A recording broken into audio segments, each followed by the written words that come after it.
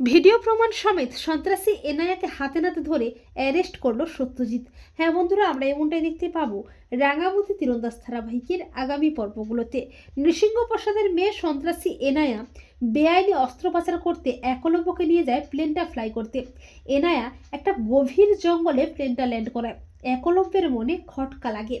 এরপর এনআইয়া যখন গোপনে বেআইনিভাবে অস্ত্র পাচার করছে, দুষ্কৃতিমূলক কাজ করছে, তখন একলব্য আড়াল থেকে সবটা ফোনে ভিডিও করে নেয়। এনআইয়া কিছুই টের পায় না।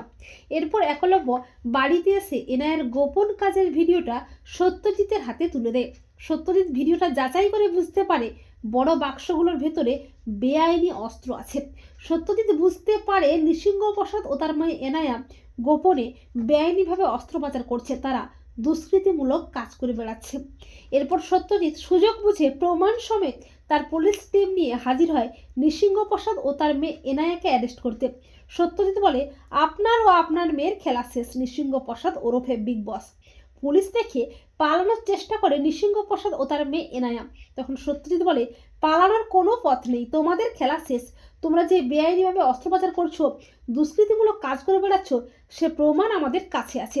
এরপর সত্যজিৎ প্রমাণ সমেত অ্যারেস্ট করে নৃসিংহ প্রসাদ ও তার মেয়ে এনআইয়াকে। তো বন্ধুরা, তোমরাও এটাই চাও তো যে ভিডিও প্রমাণ সমেত সন্ত্রাসী এনআইয়াকে হাতে নাতে ধরে যেন অ্যারেস্ট করতে পারে সত্যজিৎ? কমেন্ট করে এক্ষুনি জানিয়ে দাও তোমাদের মতামতটি।